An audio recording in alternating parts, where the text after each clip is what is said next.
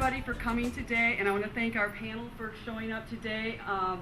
They've been very helpful getting this organized, and they've had to take some time out of their busy schedules, and I'm sure they're disappointed today with the 90-degree weather, not being out there banging on doors and running to banks and whatever else that realtors do and bankers do. I'm sure that they're appreciating this cool air.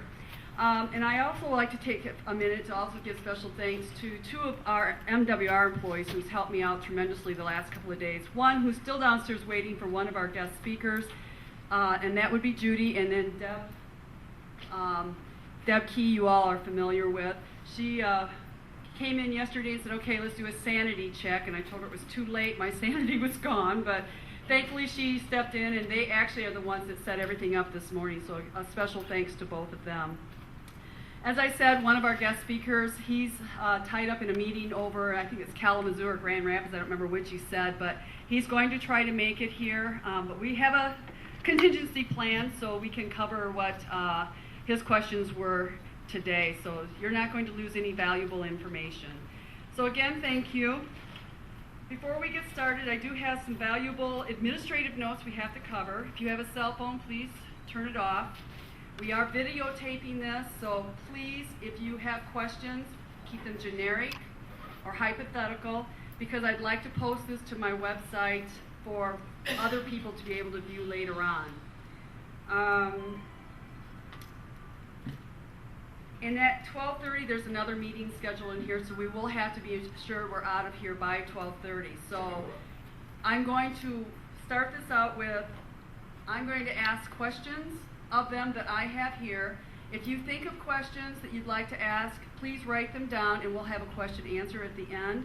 There's paper available over on the table, and there's pens available if you'd like to use those to write your questions down with. See if I got all my administrative notes done. All right, let's move on. I'd like to introduce you to the panel. We'll start from the far end, and that is Ms. Yvonne Powell. She is over at Neighborhood Inc. across the road of Battle Creek. And she was kind of a spur of the moment ask because she was out of town when I was organizing all of this, so I really give her a special thank.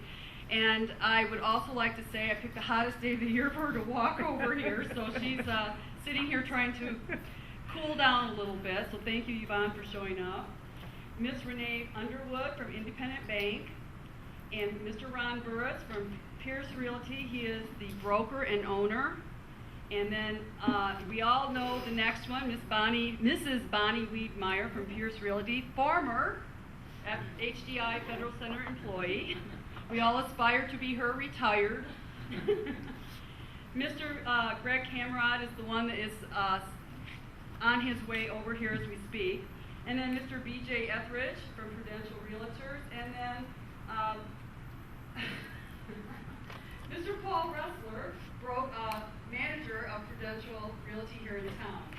So thank you to all of them for attending and taking the time out of their busy schedules to come today.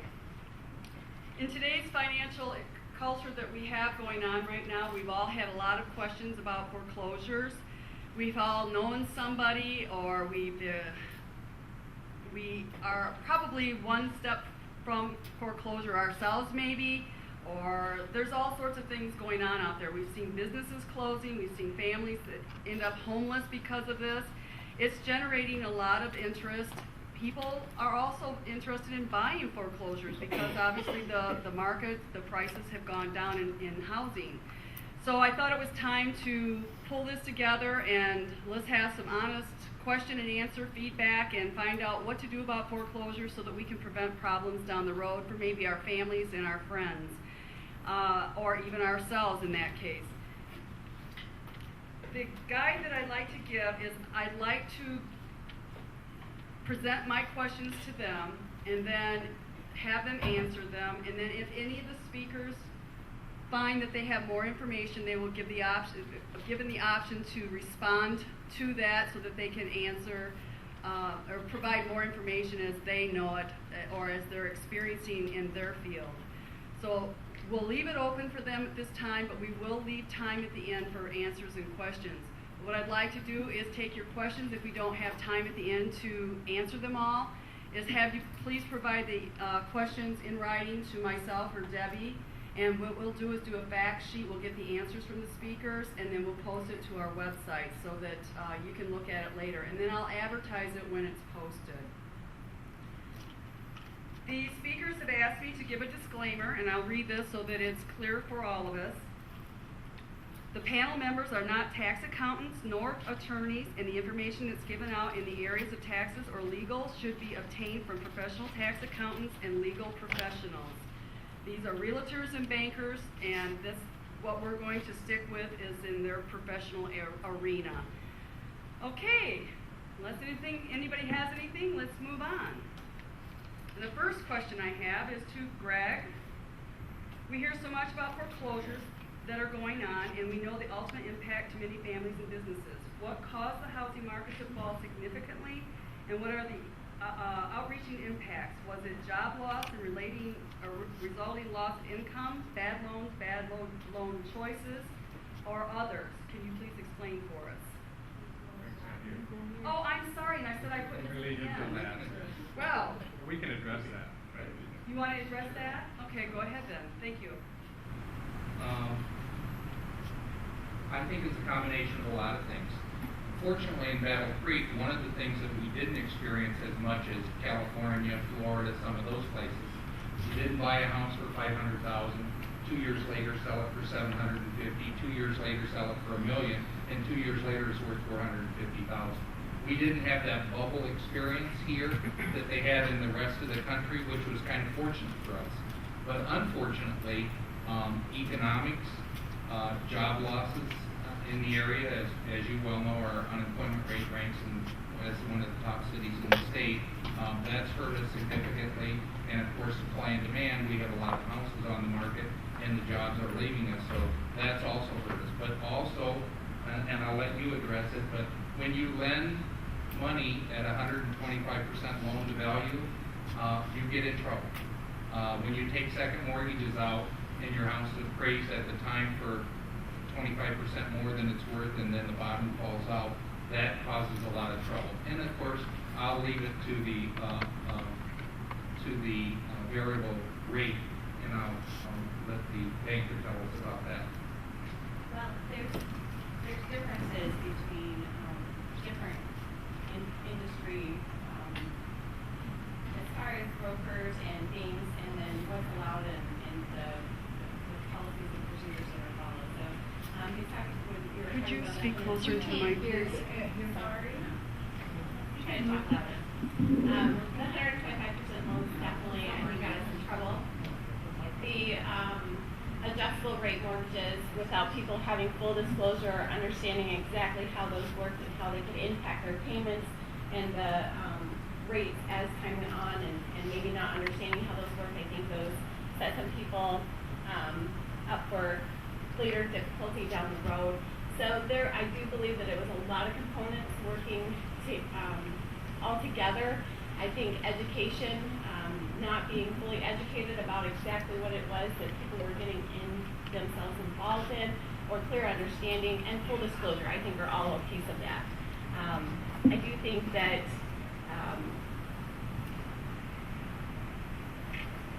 well, I think that sometimes we try very hard to try to make all of the rules apply to everybody. One of the things that happened was that when people had high FICO scores, they allowed them to borrow money without verifying that they could afford the house that they were buying. And I think that played a big role in it as well.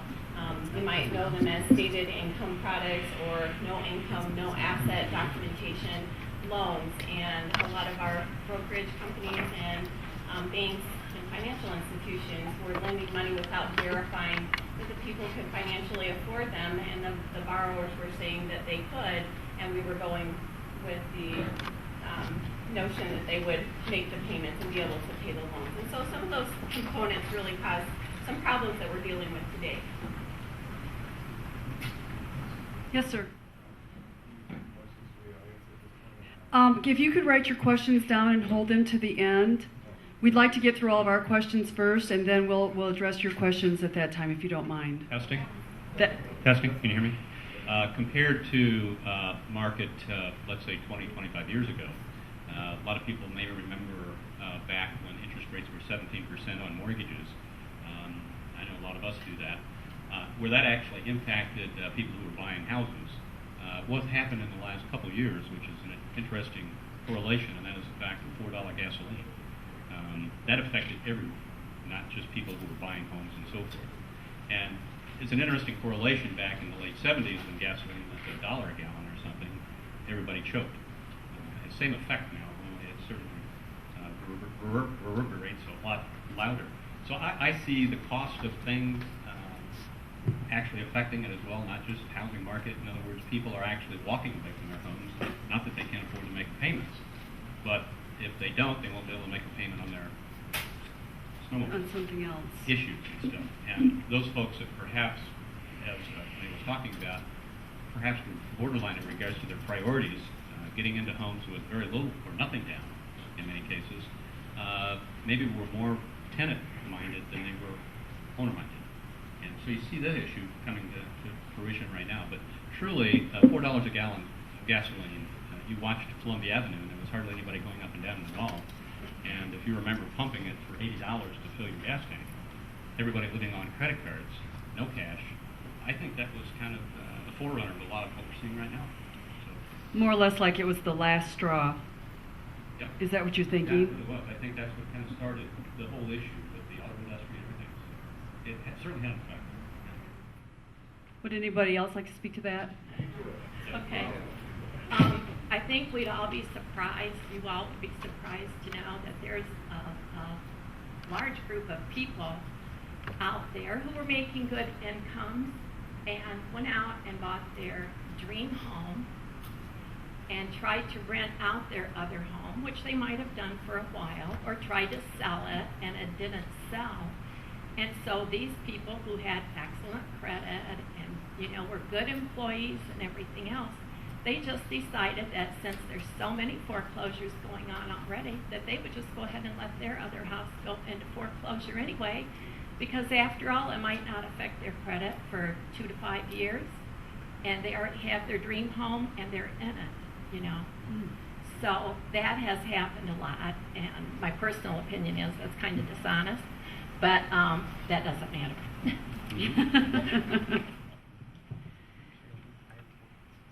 Anyone else? Okay, thank you. We'll go to the next question. Ron, what happened to my mic?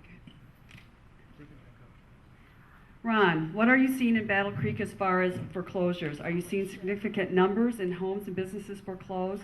What seems to be the cause, and is it based on a certain income level? What seems to be the trend? Yeah. And for this, you have a slide, right? I do. Yeah, if you could Deb, if you could bring the slide up, please. put up there. In the things that you've picked up in our folders and stuff, I do have a copy of this. And the city assessor we had at our office about 3-4 weeks ago, and it was very nice to have him talk. But he also had a very large map, and it's behind me at the moment, and that is in your handouts and so forth. And what that represents, 2008, the city of Battle Creek in regards to foreclosures. And the very small colored print on the back side over here, which you really can't see, actually represents the percentages in those areas. And again, this is the assessor's information that he was more than glad to let me share with you today. It shows a map that centrally located here, where the orange and dark orange properties are, actually shows the higher rate of foreclosures, and this is in 2008. There are very small numbers that are next to, or a little out of focus here, that actually has the number of foreclosures in that area. So, the map kind of shows where the numbers were, the higher numbers in the orange, the lighter numbers in the purple. The blue being about 1% of the whole area had foreclosures, and the dark or the burnt orange close to between 4 and 5% of the homes in that area. This is for the year of 2008. a fairly significant number, I would say, and you can see basically where the higher concentration numbers are. What I Ron, before you Yes, go on, can sure. you kind of help us identify where this is? Sure. I'm not sure myself what the locations are here. Sure. Okay. This area right in here would be the downtown central area. Okay. This is right here is 66 as it comes into town. Where we're at right now would be somewhere right in here. Okay, that's great. Thank you. Okay. Fairly self-explanatory, and I apologize for the small numbers in your handout, but again, the dark orange colors in your map represent somewhere in that 4 to 5% in the neighborhood, in that area. And there are some small numbers that go along with that next to it. What I see in regards to foreclosures in Battle Creek is, I think, what some of the panel members have already touched on, and that there is no, many times loss of job and so forth has no difference in regards to income. Somebody loses their job if they are relying on two-income families, which Renee could tell you that's probably 85 to 90% of the folks who own homes are using two incomes, and so if there's a loss of one of those incomes, it really puts things into a tailspin. So we see a lot of that. We also see what we'd already touched on is that people, they have two homes and they just walk away from one. We actually had somebody stop into our office here about 6 months ago and wanted to turn the keys back. They thought that's how they would give the house back. And they came to the realtor and gave the keys back. Forget about the lender who actually has a mortgage on it. So there is a certain aptitude in some cases, and these are the folks that perhaps that you've read about of predatory lending where they are really taken advantage of in regards to these issues. And that's why I think it's really important to have a competent lender and realtor to help you through that process, and that's unfortunately the case many times. Trends, I see probably what I've been seeing personally is there's been a bit of a flat leveling of values and foreclosures here maybe for a month or two. I think there's been a big spike in activity, and I think Paul and BJ would probably agree with that. And that probably directly related to seasonal issues, interest rates being very good. I don't see anything changing with interest rates. In fact, I think the Feds are meeting today about that, and I believe they'll probably stay about the same. That's a good thing. Back in 1979, interest rates were 17%. Incredible, we were selling houses at 17%. People just said if that's the way it's going to be, that's the way it's going to be. And so the interest rates are in that 5% range right now. That's very good. There's issues that are helping us, and that's the latest in regards to the tax credit, 10% up to $8,000 of tax credits. So the government's trying. And originally, back when the monies were being allocated way back when, that's really what it was all about, was the housing industry.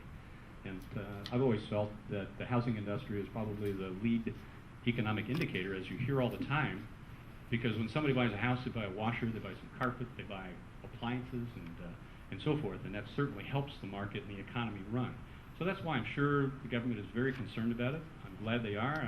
I'm a homeowner myself, and that's important. When it comes to values, there's no question the inventory that's large right now tends to affect values. We all know that if you have a house that's next to you that's a foreclosed property, and the bank is not really excited about being homeowners, they would like to sell it, and many times they'll sell it for less than perhaps you think your house is worth, which is an identical house. That causes a major problem. So the trend is there. In your handouts also, I put something in regards to this, some quick investigation in regards to values, average selling price, that is, not values, but average selling price since the year 2000 for the first 6 months of each one of those years. And you can see the average sale price, how it's been affected or not affected. I thought it was interesting right after 9/11, there wasn't really much of an effect on that. I thought it was encouraging, very good. But in the last couple of years, it's dropped considerably down to an average of somewhere in that less than $80,000 average sale price. That's a good thing if you're buying a house. It's a great thing if you're buying a house. If you're trying to sell your house and you're marrying John Smith and you're competing with a HUD property across the street, that's not so good. And so The flip side of that is if you're going to sell your house and you want to buy another one, then you're going to make up the difference when you buy because the prices are low. So if you're going to sell low, theoretically you're going to be able to buy low too. So good market in that respect. So I see the trend pretty much kind of staying that way. I think there's probably going to be perhaps another surge of properties coming on the market for the ARMs, the adjustable rate mortgages that perhaps could be coming up. And so we're all kind of bracing for that. That can be a good thing and a bad thing. That might spur on some more investors who've been very busy in the last couple of years. We'll bring prices back down a little bit for those folks who are right on the edge of whether they would like to buy their first home, which comes in with that tax credit of $8,000. One of the things I think that a lot of people don't realize is that a tax credit really means money. I think if it was called something else, people would probably take more advantage of it. I think they're not quite sure what that means, especially first-time home buyers. But literally, it's cash. It offsets your tax liabilities, and you get the difference. So it's a good thing. And so lots of things to be watching. I think it's going to be a fairly good market in regards to the numbers. And if you see what I've down here, the numbers of sales are not necessarily less. The value of the property is less. Okay? Thank you. Yeah. Okay, let's move on to the next one because some of your comments kind of lead into Paul's question. What types of sales seem to be the most popular at this time? First-time buyers, foreclosures, leaving the area due to the economy, or other trends? I think there's a couple of them. Number one, first-time buyers right now, I see a trend right now from 100 to 160,000. There's a spike in purchases. I believe part of that is due to first-time buyers. And I want to educate you a little bit about a first-time buyer. If you have not owned a home in 3 years, you are considered a first-time buyer. So that's good information to know. So if you have a son, a daughter, a grandson, or you haven't been on a loan with a spouse in 3 years, you are eligible for the $8,000. It's not $8,000. It's 10% of the purchase price up to $80,000, which would give you the $8,000. So I just wanted to tell you a little bit about that. But I think because of that stimulus package, we've seen first-time buyers buying in that 100 to 160, and at 100 to 160, because of the market, they're getting a lot more house for $150,000 than they could have 5 years ago. Maybe up to 25-30% less than they would have paid 5 years ago. So that's one of the trends. The other trend, I think, is foreclosures are continuing to go up. Bank foreclosures, there's a couple of things I would caution you about on a bank foreclosed property, and BJ has a handout that spells some of these things out. Please take one. But it's not just job losses. I say that we have a high unemployment rate, but we have also, in Battle Creek, unlike a lot of areas, we have a high underemployment rate. If you go out to the industrial park on a Friday, you don't see many cars parked out there because they're on 28 and 32-hour work weeks, which has also caused them to not be able to meet their financial obligations and their home go into foreclosure. One of the things that I would say is, you can always look at the glass half full or half empty. If you're looking at losing your home to a foreclosure, by all means, see somebody right away. The worst thing that could possibly happen is that you spend your life savings trying to hold on to this home, and you're just prolonging something that's inevitable. A year from now your $40,000 or $30,000 in savings is gone, and you're still going to lose that home. So talk to a realtor, talk to somebody, a financial advisor, and get good advice on what you should do. On the flip side of that, it gives an opportunity for investors to purchase. A great opportunity right now for purchasers. It's never been a better time, and Ron had indicated back in the early 80s, late 70s, early 80s, that the housing market was very soft as it is now. But they were talking 17% interest. Now you have the housing market as soft as it's been in decades. You have interest rates as low as it's been in decades. There's never been a better time to buy a home than right now. And there's some phenomenal buys. The only caution I would say, we are seeing a trend of a lot of bank-owned properties that were bought by investors and have gone bad again because they purchased a home thinking that they were handymen, got into it, It was bigger than they had anticipated. It was a money pit, and that went back to the bank also. I recommend, and I'll let the banker tell you, if you're going to buy a second home, don't take a loan out on it. If you have to take a loan to buy that, even if it's rental property, I recommend personally that you don't do it. But we have excellent people. One of the things that we have in our office is HUD, which is all HUD houses are failed, FHA guaranteed, Federal Housing Administration guaranteed. We are one of 2 offices in Battle Creek that have all the HUD contracts, so the listings go through us. Don't go on a website and pay somebody to search or give you HUD homes that are in foreclosure, because you can go to mcbria.com and find it. You can go to PPRMI, which is Prudential website, and find it. And so don't pay someone to do that. Contact a realtor. Go on our website or contact Trina. She has access to that. Thank you, and that leads right into Renee's question. Can foreclosures be avoided, and how, and who should folks contact for assistance? Obviously, Paul's already said the bankers and the realtors, but if you could elaborate. Absolutely, and foreclosures can absolutely be avoided. A lot of it is taking some ownership of it yourself if you're struggling, or as mentioned, the amount of hours that you're working, or I know people are taking pay cuts to keep their jobs. Work with the lender that has your loan. Let them know your situation. I think you need to know where you stand prior to even going and talking with them. Look at your budget, see what you have in your budget. You need to know what all of the things are that you can't not have, whether it's medical insurance or prescriptions. And then there's the things that we all love to have that maybe we don't need right now if it's going to help us get us through that hard time. We all want to keep our cable, and we all want to keep all of the things that we have, and maybe sometimes those are the things that we have to look at as to whether or not we can let those go. If you get to the point where these are the things that I have to have and I can still make my payments, if I let these other things go, you need to go to your lender and say, okay, this is where I'm at. I'm struggling a little bit, but if you can work with me and understand where I'm coming from, this is what I'm willing to give up so that I can do these things, and understanding that you're putting your budget, in the right priorities. I also think that if that's not the case, if you have whittled away everything that you can, like you said, and you're going to take out all of your money for 401k and all of your life savings, and you're not going to get farther ahead, that's still a conversation you need to have with your bank, and potentially look at what kinds of options you might have in order to allow that house not to go into foreclosure, but to be able to sell that house. And maybe downsize or do something differently. It is interesting when we sit across the table from somebody and they want us to forgive, large amounts of their mortgage, but they're not willing to give up anything either. That doesn't typically happen.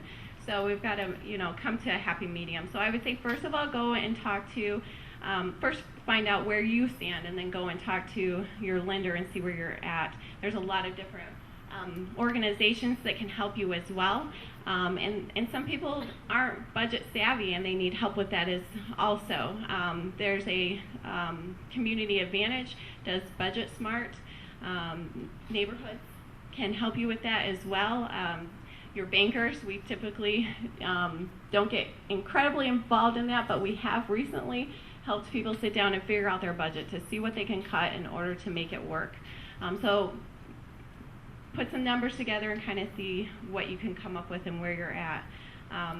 It takes 9 months typically for a house to hit the market. So he was talking about potentially seeing more houses come on the market, and that's why is that the houses where people have been struggling and the banks don't actually own them to the point that they can put them back on the market. You're going to see groups of those coming on the market. I want to talk about ARM rates just briefly. There's been a lot of talking about ARM rates, and that's an adjustable rate mortgage, which means your payments and your rate adjust based on what's going on in the market. Not all of those are scary. I have customers right now that had adjustable rate mortgages that were 5-1 ARMs, that their rates are under 3%. because their rates adjusted down based on the market. So I say that to encourage you to read your information. Foreclosures being avoided for people who are purchasing houses, and how we make sure that that doesn't happen and we don't keep continuing this trend is making sure that you read and understand the information. Know that every lender that you work with, if you're purchasing a house, has to provide to you a package for closing 24 to 48 hours in advance. They call it an attorney package. You can have it reviewed by an attorney. You can have some of the lenders are also very realtors are also very savvy when it comes to that. If you didn't feel comfortable hiring an attorney to review it, but you can sit down and look through the package and read it and make sure. I know a lot of times you'll go to a loan closing, people just sign it all away and don't understand what they've gotten themselves into. So a couple of very important things that you need to read.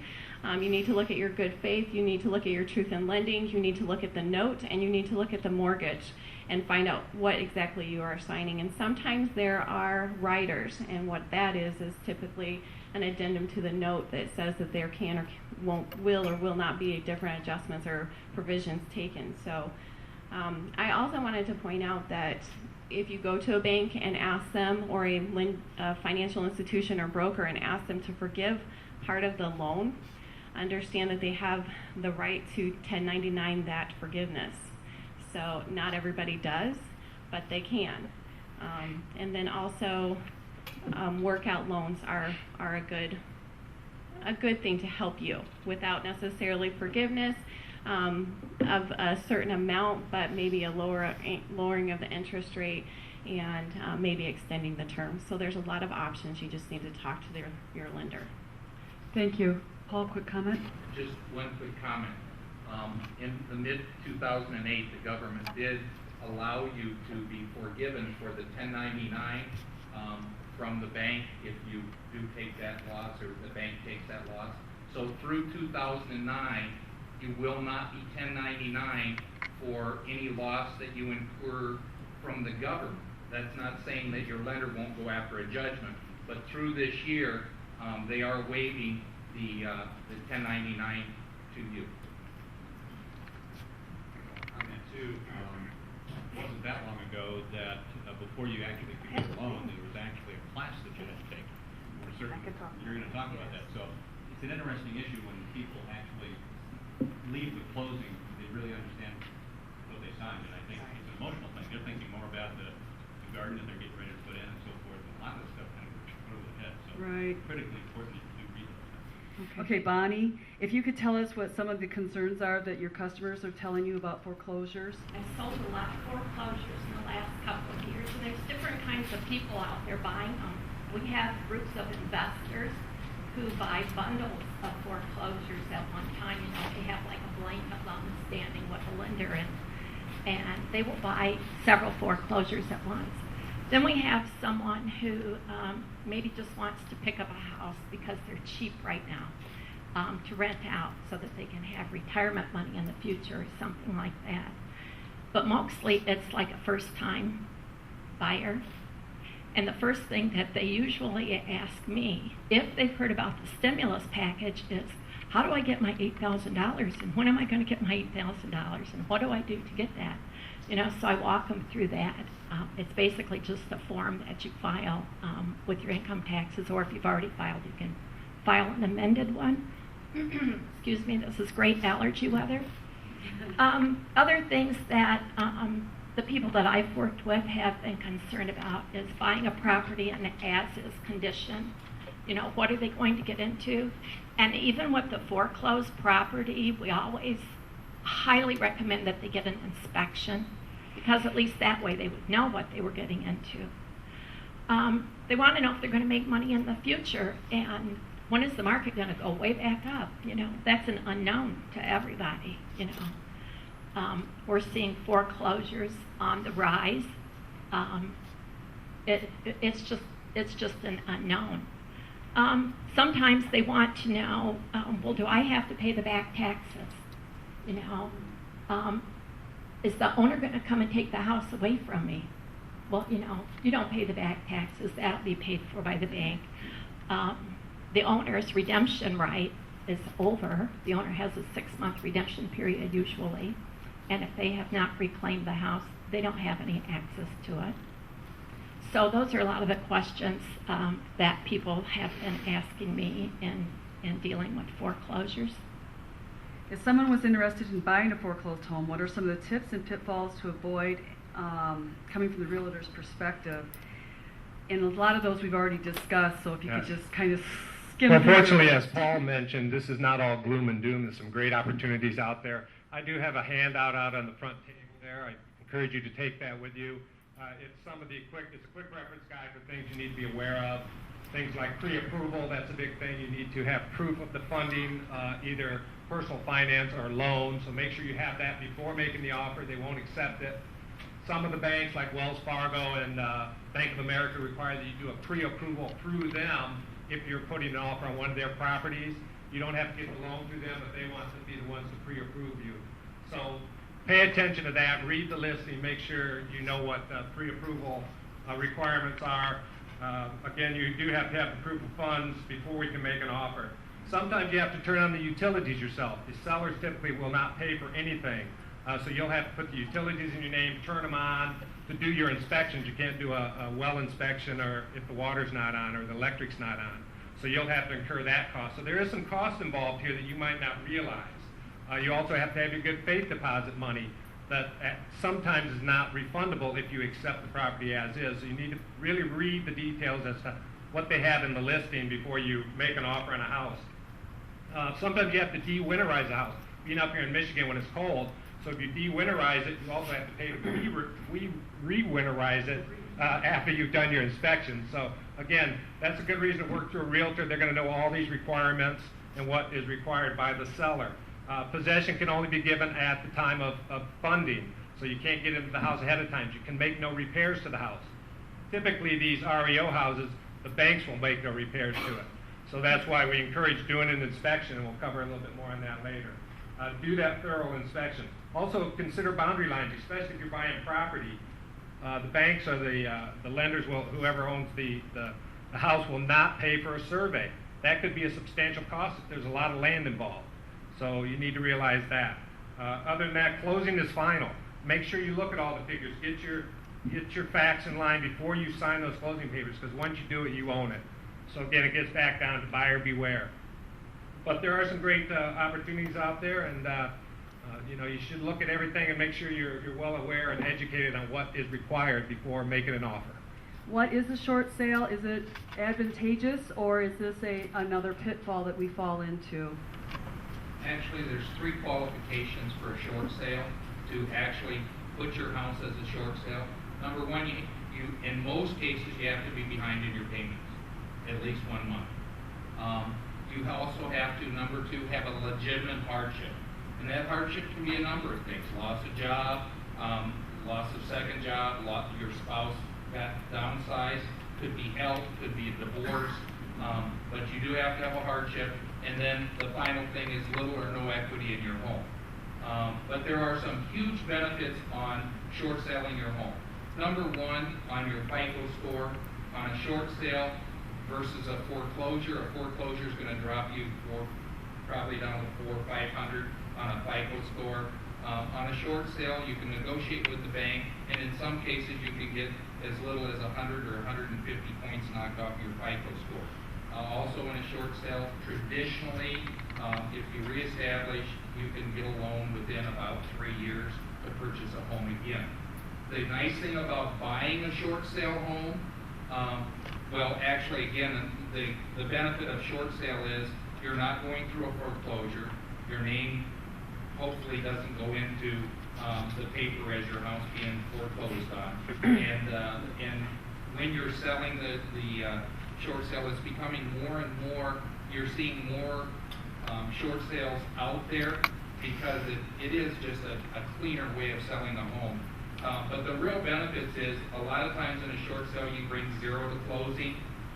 Generally, the debt is forgiven. So there is no judgment by the bank to come after you. And of course, if you get the right realtor to make sure and ensure that, that's very important. So you don't want to deal with just anyone. you want to deal with somebody that's experienced in short sale. The national average for success in short sales is 10%. BJ is certified and gone through the training, and he's affiliated himself with a short sale specialist, and their success rate is 79%. So it's huge, and I would encourage that. The other thing is, the people that short sell their home usually stay in their home. So they're not being evicted, they're staying in their home, and again, it sells as is, and the price is reduced because the debt has nothing to do with the house at this point. The other thing I like about short sales is the seller is actually on your side. They want the house to show well, they want the house to be in great shape, they want the buyer to come in, they don't have any animosity towards the bank, whereas with an REO, sometimes they're mad at their lender, sometimes they're mad at that bank. And when you go in there, it's not uncommon for them to have taken the furnace, the air conditioning unit, the water softener, and sold it or taken it with them. It's not uncommon to have holes in the walls, whereas a short sale, traditionally, the condition of the home is much, much greater. So there's a benefit both as a buyer and a seller to go short sale. And of course, the other thing that we like with BJ and the team that he works with is your information and what goes on is very confidential. Or if we are going to do everything that we can to keep you in your home if financially it makes sense. If we can't keep you in your home, we want to do the best thing for you and also for us. So absolutely, when I said we were going to find a way to try to help and make it work, and there's other options, I don't want to steal your thunder, but yes, there's a lot of other options. And as a follow-up to that, banks are more readily willing to do a short sale because on a national average, they lose less money in a short sale than they would going through a foreclosure. Okay, let's move on to Yvonne. I think everybody else. Yvonne, you've been very, very patient. One thing I noticed is we all know Neighborhood Inc. of Battle Creek exists, but I don't know that anybody really knows what they do over there. So I've asked Yvonne to come over here and explain to us what Neighborhood Inc. is about and what they can, information they can provide to help out in foreclosure situations. So Yvonne, thank you. Thank you. I think there's people are looking at Neighborhoods Incorporated probably in the past and what you think it did and what we did before, and we still do some of those things, but we are so much more. Actually, I consider everyone here on the panel one of my partners, and actually I am a resource that hopefully you need to be using for this community. Neighborhoods Incorporated, we are a national affiliate of NeighborWorks America. We are also a HUD certified counseling office, are also MISHDA certified in counseling. What does that mean? People think that we're a low income agency. No, we are not. In the past, Neighborhoods has done loans, and we still do some loans. But you need to know that we provide counseling to anyone in the city, in the county, in the state. In our foreclosure counseling piece, we counsel people from all over the state of Michigan, and these services are free. Let me reiterate that. These services are free. What happens to a lot of customers if you are behind or someone you know is behind on their mortgage? Number one, sometimes we have the local banks and affiliates here are great, but if you're working with a national company, sometimes there's a lot of frustration because you cannot get to them. What we do is we negotiate and we mitigate with that lender or servicer for you and with you. We work on a crisis budget. We look at what's going on with you. We help with the process. We also are familiar with all of the new laws, the other things that are going on. Who is the investor? We talk about who's the investor on your loan to know what can happen. So if you're having a hardship, what they can do for you. So these are the things that we do, and we work with anyone all over the state because we do a lot of things on the phone, over the internet, and face-to-face so that you can come in. It is free. And let me say again, people do not need to pay for this service. We have customers saying that I had given someone $1,000, $2,000 to do this for me. They should not be doing that. This is all free. We are obligated to do this. We receive money from the federal government, from Congress, We are doing this for free, and we work with anyone and everyone that we can. Now, we make no promises to do something that cannot be done. Number one, we find out what's going on. We work with your lender, with your servicer, with the realtors, because we have some people that need to do a short sale or pre-foreclosure sale. We need to refer them to honest and legitimate people in the area. So number one, that service is there. If it's not you, someone in your family, someone knows what's going on. Now, in the education piece, we provide homebuyer education. Homebuyer education takes you from the beginning through looking at the documents. In that last class, we go over the mortgage, the deed, the truth in lending, everything that you will sign before you go to closing. We go over every document so you know what it looks like. A person is familiar with those documents. We also, if someone is going to, if they have a good faith estimate and they're going to do their documents, we encourage them just to bring your documents in, and our lender will take a look at it and go over it with you. We talk about knowing what you have, knowing what you sign, because the other part is there's so many people that come and say, I think I have this, and they really don't have that. So we talk about that. Homebuyer education is also free. We do financial literacy. If someone is coming, and I encourage even the realtors and the bank, someone that says they want to purchase a home and maybe there are a few credit issues, refer them. We will work with them so that they can improve that, repair that, and get on track so that they can purchase a house.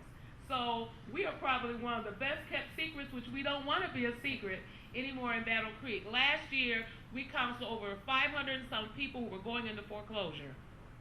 So we do a lot of work over there. And they're from all over the state. So we find that you are our partners, and we appreciate all the work that you do. So we want to be able to help you and help Battle Creek. Because we also look at the paper, we get the Homer, is it a Homer Advisor?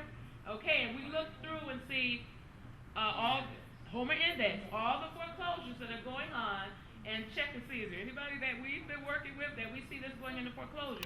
Because sometimes people don't really know a lot of the information. And we encourage, number one, them to look at it, be upfront, talk with your lender, talk with your servicer, and we work on behalf. Now, we also help people come to the realization, if it's not going to work, if it's just not, what's the next step? So if the next step is I need to sell my property, I need to do something else. So we are concerned with Battle Creek. We live in a community. This is our Battle Creek, everyone that's here. So we certainly want things to be successful. So I consider everyone here my partner. As a testimonial to Yvonne, in Neighborhood Zinc, I got a call from her a couple of months ago, and a client that had a home in foreclosure received a letter from a lender telling them that they needed to be evicted and move out of their home. It didn't conform with the state laws. They were wrong in what they were implying to the person. Yvonne contacted me because an asset management company had listed it through us.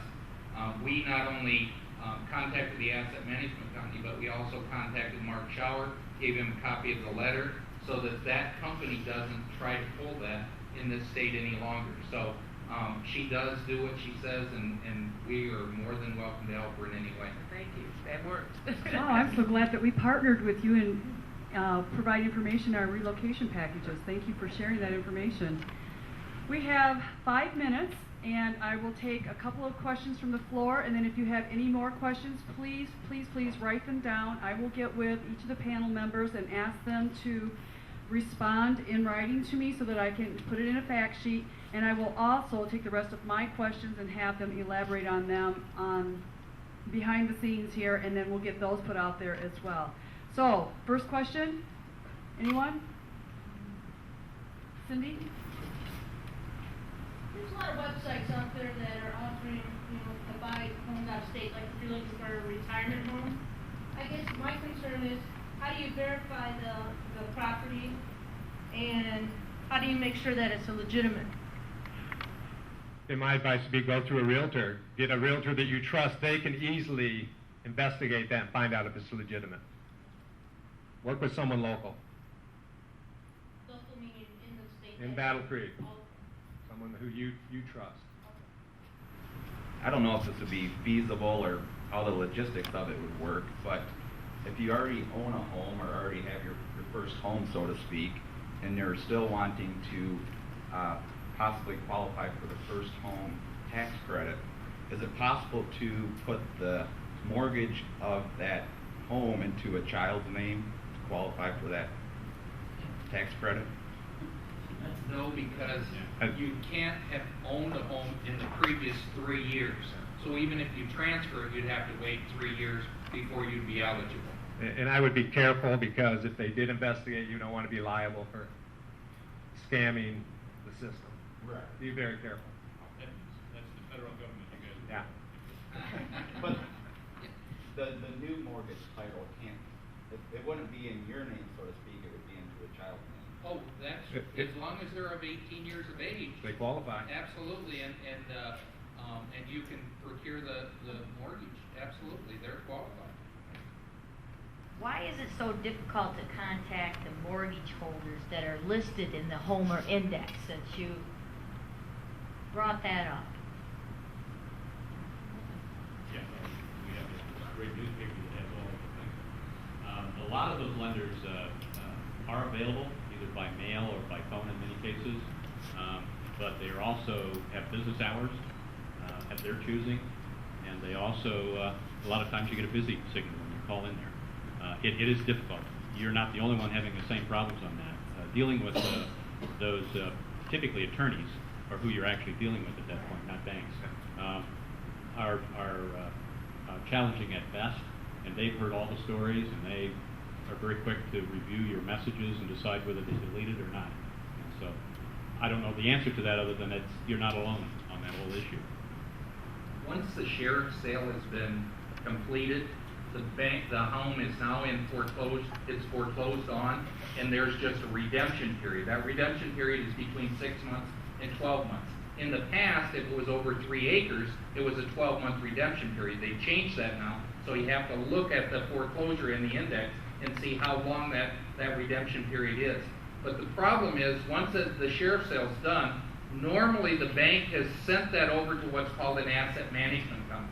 Even if you were to contact the bank, they wouldn't know anything about it because the lawyers in the asset management company are handling that loan, and they're the ones that are in the foreclosure process. So different banks use different asset management companies, but really, after that sheriff's sale, even if you got a hold of the bank, they probably wouldn't be able to articulate anything to you anyway.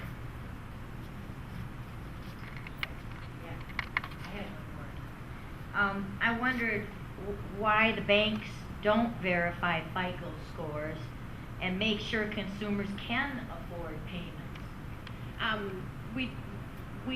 What has happened in the past that maybe you're referring to is that they've used people's FICO scores and have done no income, no asset. If you have an 800 FICO score, which is a very high credit rating, basically they say you've had a good history, a good track run, you've made all of your payments before, we're going to take your word for the fact that you can afford this house. That's a no doc loan. That's what had been happening.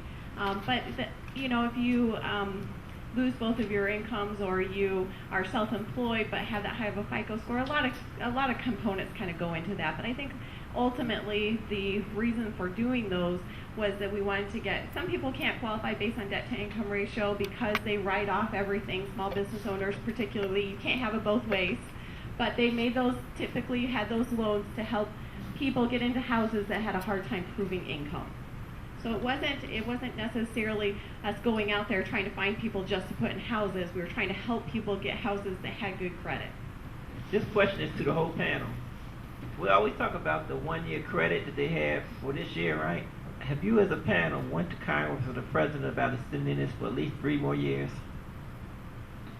We have lobbyists that are addressing that. He wanted to know if they could extend that.